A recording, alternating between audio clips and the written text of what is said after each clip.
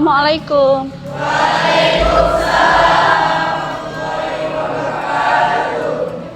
Oke, sudah siap hari ini belajar akidah akhlak?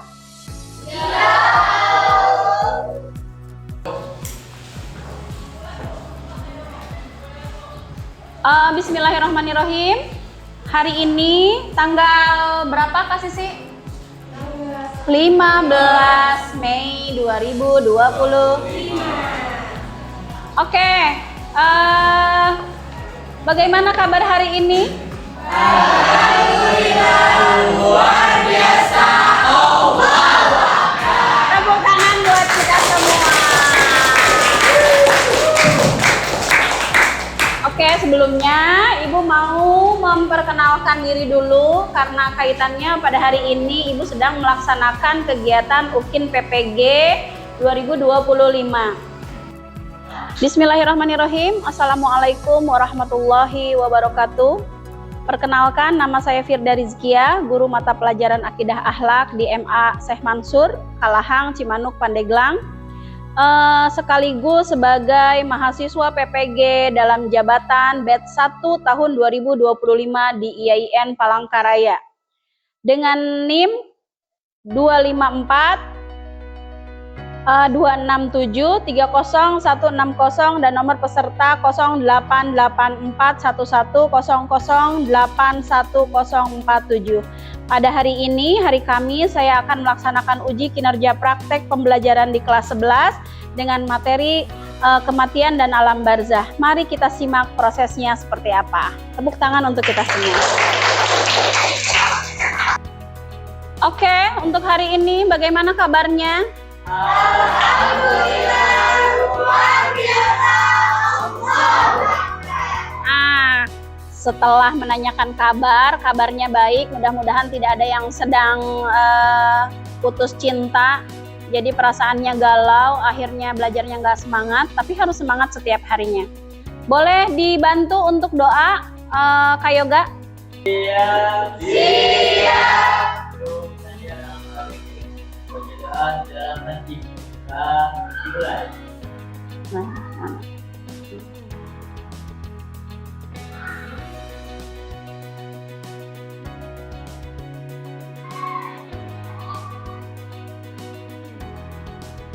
Selesai.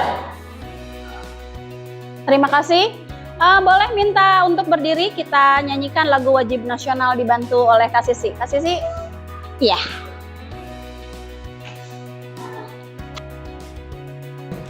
Hiduplah Indonesia Raya Tua. Indonesia tanah airku, tanah tumpah darahku. Di sanalah aku berdiri, jadi pandu ibuku. Indonesia kebangsaanku, bangsa dan tanah airku. Marilah kita berseru, Indonesia bersatu.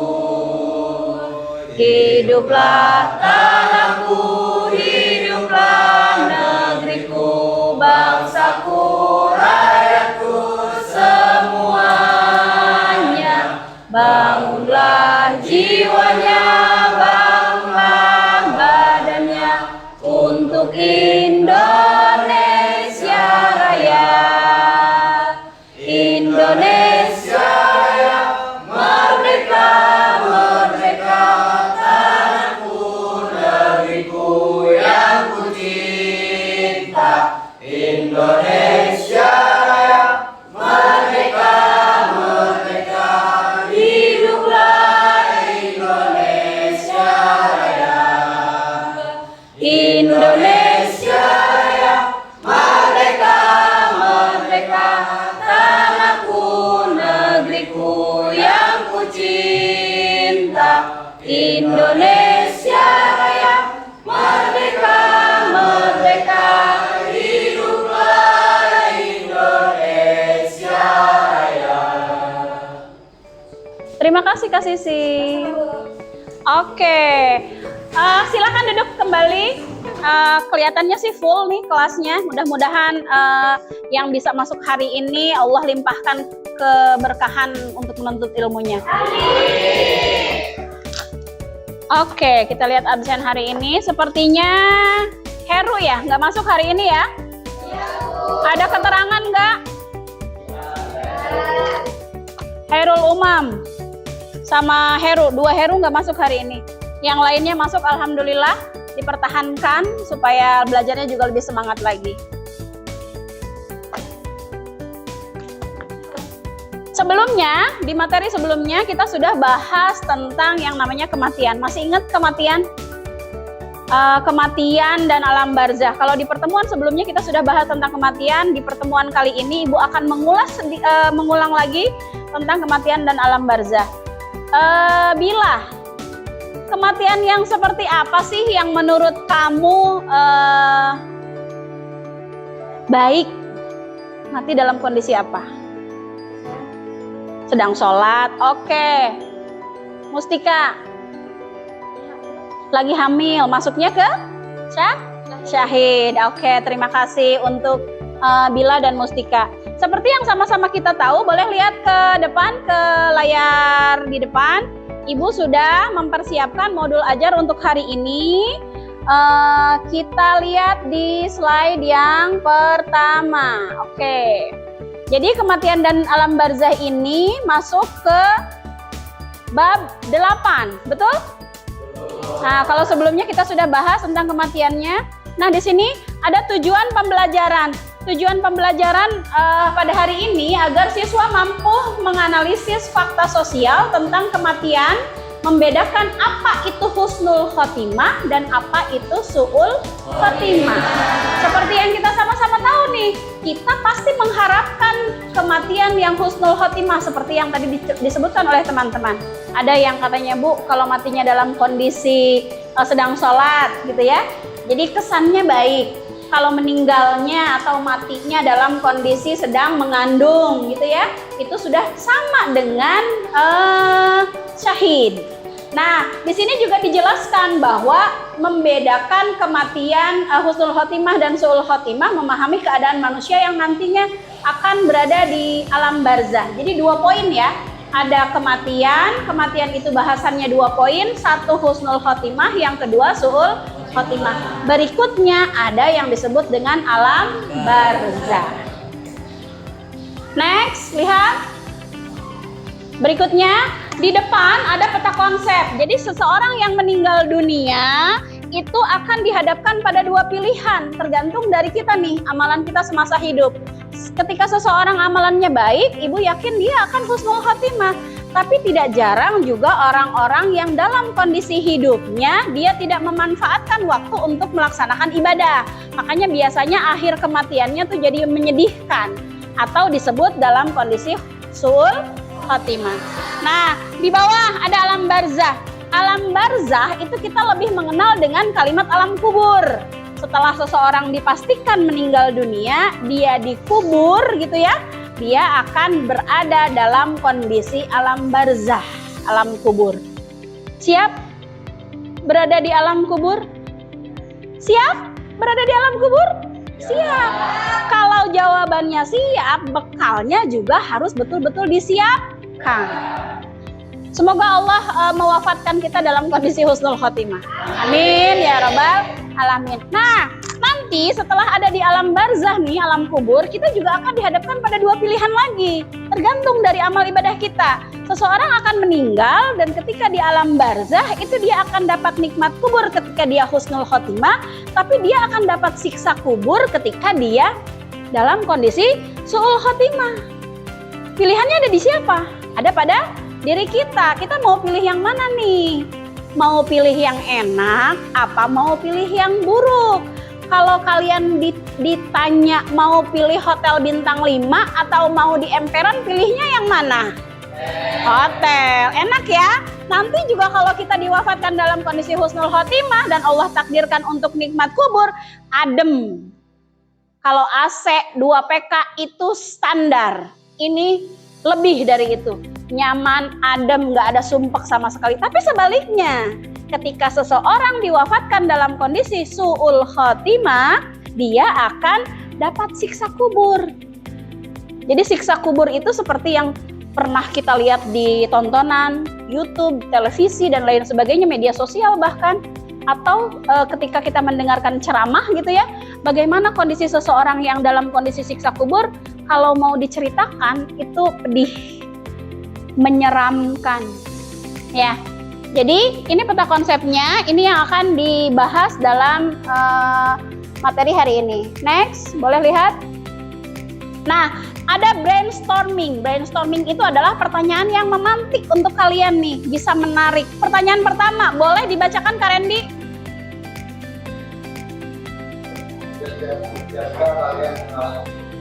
Sudah siapkah kalian menghadapi kematian? Jawabannya sudah. Karena ingat, kematian itu tidak melulu lihat usia. Jadi tidak harus nunggu tua, tidak harus nunggu sukses, tidak harus nunggu siap. Jadi siap tidak siap, kita harus sudah mempersiapkan untuk kematian. Jadi kalau pertanyaannya tadi sudah siapkah kalian menghadapi kematian? Siap tidak siap, kita harus siap. Karena kadang-kadang tidak dalam kondisi sakit pun seseorang bisa meninggal dunia. Pertanyaan kedua, Noval boleh dibacakan? Jika ya,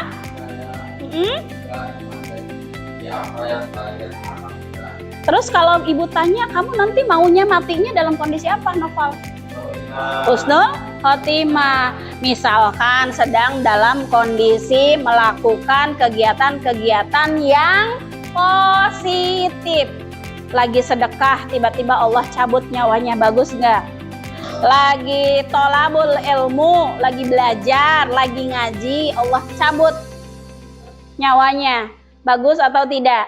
Bagus. Bagus dong Val, masa tidak?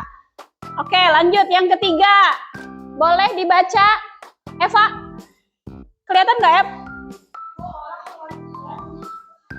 Ke depan kelas. 2 orang, ibu boleh minta tolong 2 orang maju ke depan kelas.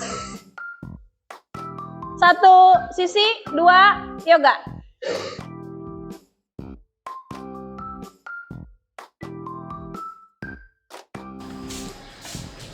Oke, kalau sudah maju ke depan kelas, mau ibu apain? Ibu mau tanya, ketika kalian sudah akan menghadapi kematian, apakah kematian yang betul-betul kalian harapkan itu impiannya seperti apa? Boleh dituliskan di layar Kak Yoga sebelah sini, Kak Sisi sebelah sini. Kematian seperti apa sih yang kamu mau? Meninggal dalam kondisi apa?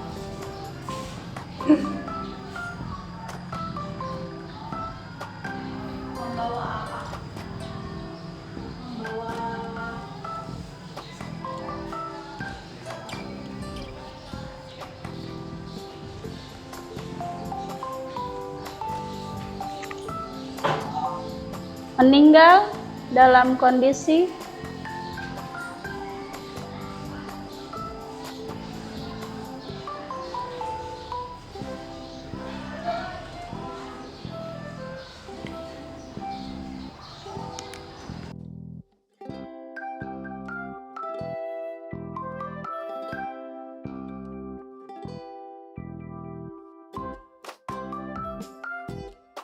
Oke, thank you Sisi.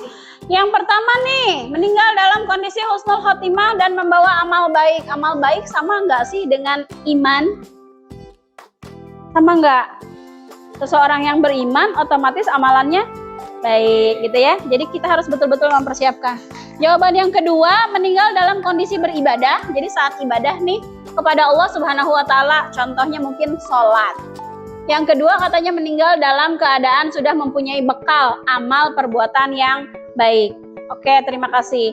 Berikutnya, boleh dilihat di layar ada dalil yang menyatakan atau yang berkaitan dengan kematian. Boleh salah satu di antara kalian baca? Siapa yang bisa? Oke. Izin, silakan.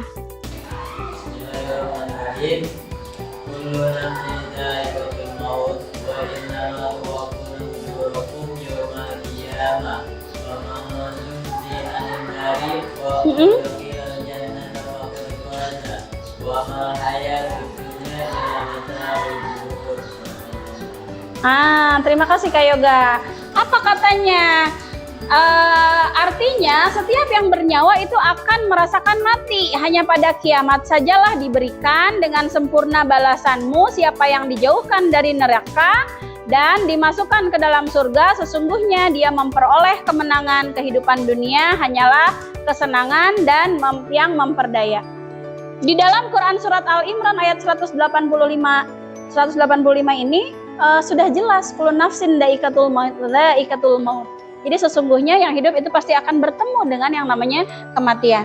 Ketika kita sudah Allah takdirkan untuk meninggal hari ini, tidak ada yang bisa menghalangi, tidak ada yang bisa kita lakukan untuk bisa membuat hal itu tidak terjadi. Tetapi sebaliknya, ketika seseorang belum Allah takdirkan untuk bisa wafat atau meninggal dunia, itu pun tidak akan bisa kita akalin, ya. Jadi misalkan seseorang kecelakaan, sekalipun dia jatuh dari lantai 7, ketika Allah belum mentakdirkan dia untuk meninggal, mungkin bisa selamat. Tapi seseorang yang sedang makan terus tersedak, dia bisa Allah takdirkan meninggal kalau memang sudah azalnya tiba, sudah waktunya dia untuk menghembuskan nafas terakhirnya. Yang menjadi permasalahan adalah bagaimana cara kita supaya ketika kita hidup itu betul-betul memanfaatkan hidup kita untuk kebaikan, ya, untuk hal-hal ibadah. Karena tidak ada satupun orang di dunia ini yang bisa merasakan hidup 2 kali, gitu ya, dalam hidupnya. Adapun misalkan kalau dalam Islam pernah dengar kalimat mati suri? Pernah ya? Jadi seseorang pernah ada kejadian-kejadian yang sudah wafat tapi hidup lagi, dan biasanya orang-orang seperti itu tuh memang belum ditakdirkan oleh Allah untuk wafat, untuk meninggal dunia. Nah, kaitannya dengan Quran surat Al-Imran ini, kita harus sama-sama tahu bahwa seseorang yang dalam kondisi hidup pasti akan bertemu dengan yang namanya kematian, dan itu pasti. Ingat, ada satu lagu yang menyatakan bahwa orang kaya mati, orang miskin mati, raja-raja mati, rakyat biasa mati. Stop. Bukan selebritis, gak usah banyak-banyak nyanyinya. Nah, itu saja sudah jelas dalam kondisi konteks lagunya, orang kaya mati, orang miskin juga mati. Oke, kita ice breaking dulu, berdiri semuanya, kita siapkan gerakan terbaik dari setiap kelompoknya. Kalau ibu tepuk 2 kali, kalian harus sudah tentukan gerakan yang mau kalian perlihatkan. Siap? Oke, tepuknya sama-sama 2 kali. Ya, kita mulai dulu dari ibu.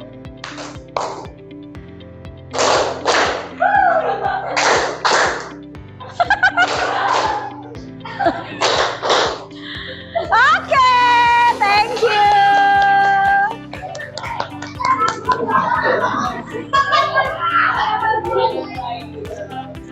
Sekarang kita akan evaluasi. Apa yang Anda pahami tentang alam barzah? Yang kedua, mengapa seseorang harus meyakini adanya alam barzah? Yang ketiga, hal apa saja yang akan dialami dan dihadapi manusia di alam barzah? Yang keempat, apa hikmah dari alam barzah?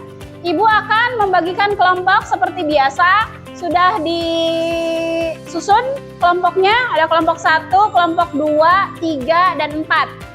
Masing-masing dari kalian harus menyelesaikan satu soal yang ada di slide ini. Jadi satu tim, satu soal. Bisa dikerjakan sekarang?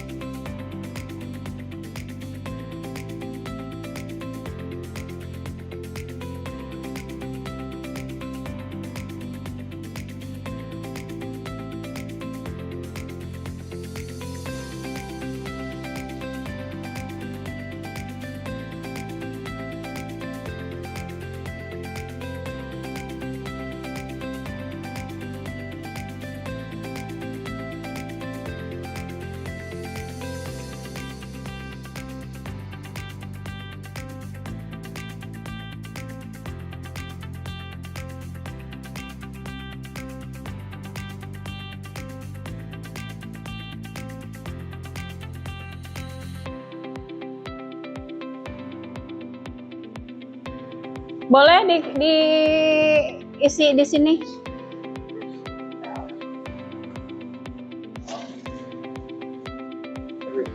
Ya, di sini. Tulis nama kelompoknya, jangan lupa.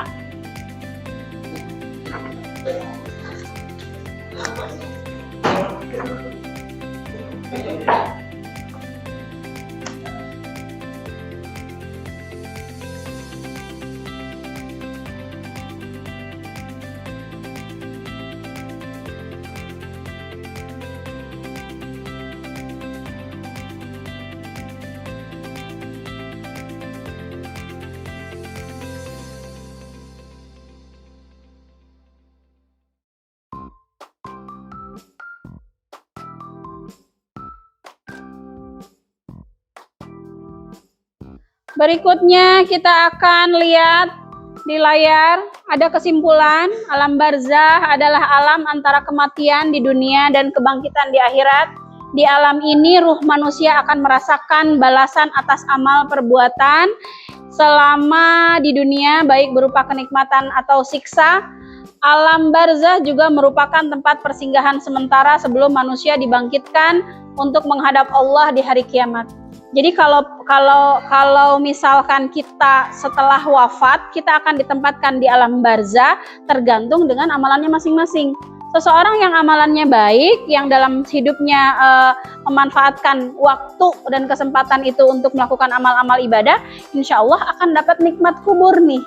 Jadi biasanya katanya tertidur aja biasa gitu, kayak kita tidur normal, tidur nyaman, damai gitu ya, tidur.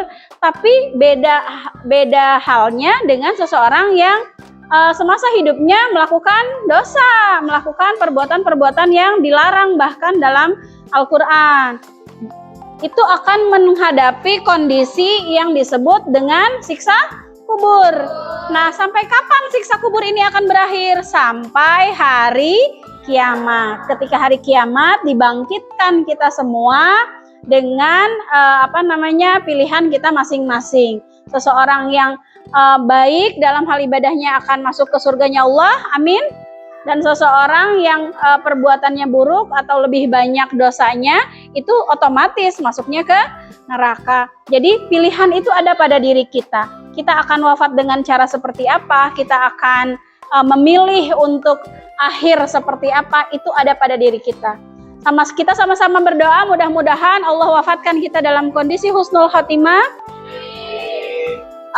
ditempatkan dan dikumpulkan lagi kita pada surga Allah, surga Firdaus.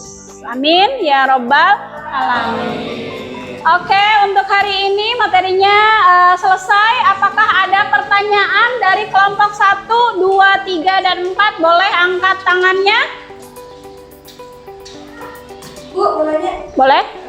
Izin bertanya Bu ya. Bagaimana kondisi manusia alam barzah ketika menunggu kiamat? Ketika menunggu hari kiamat. Kondisi manusia ketika dalam kondisi di alam barzah itu sesuai dengan 2 poin tadi. Kalau amalan kita baik, kita akan dapat nikmat kubur. Jadi kalau nikmat kubur tuh katanya Allah akan menidurkan kita seperti layaknya seseorang tidur nyenyak, tidur nyaman, tidur enak. Jadi tidur aja gitu.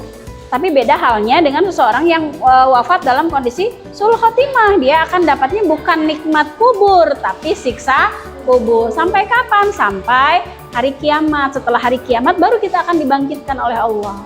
Dan kita akan ditempatkan di tempat-tempat yang sesuai dengan amal perbuatan kita selama di dunia. Begitu ya. Jelas Teh Sisi? Ada pertanyaan lain? Kelompok berapa ini? Kelompok 4.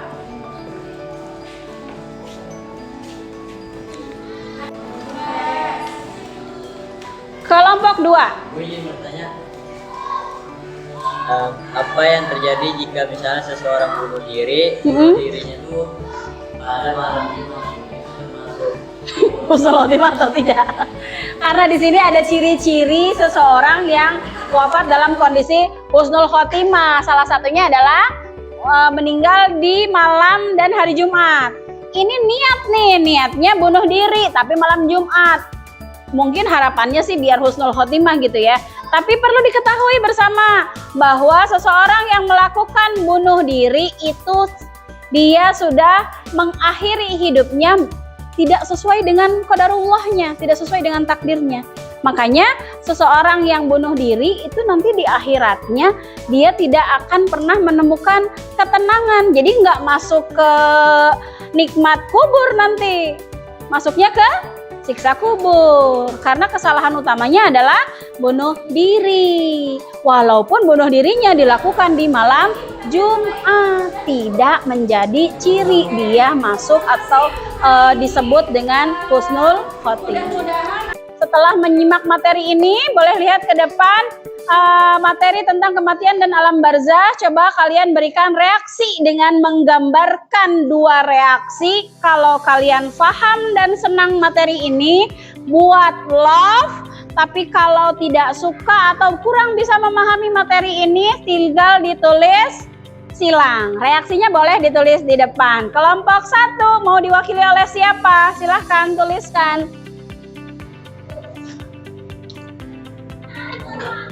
Eva. Reaction.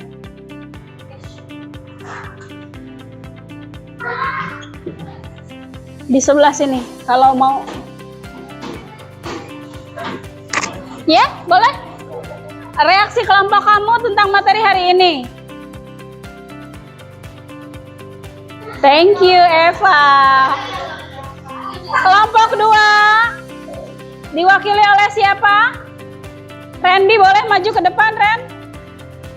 Reaksinya seperti apa?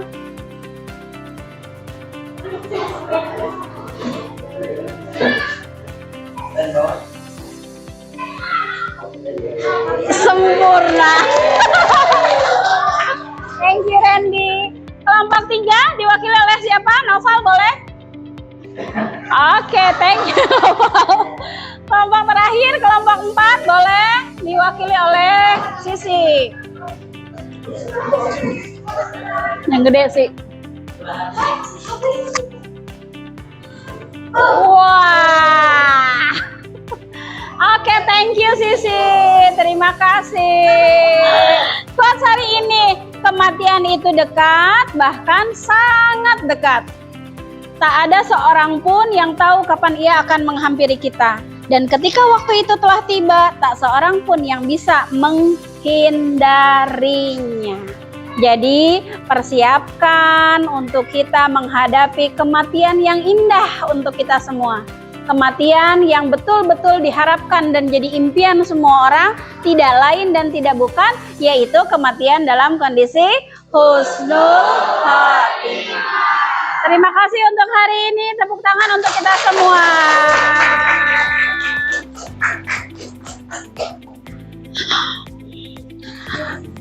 Boleh ditutup dengan doa? Guru siap siap. Belajar, mari kita bergerak dan bergerak.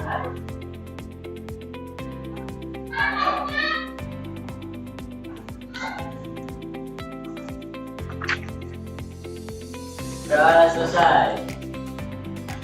Ucap salam. Assalamualaikum warahmatullahi wabarakatuh. Waalaikumsalam warahmatullahi wabarakatuh. Terima kasih untuk hari ini.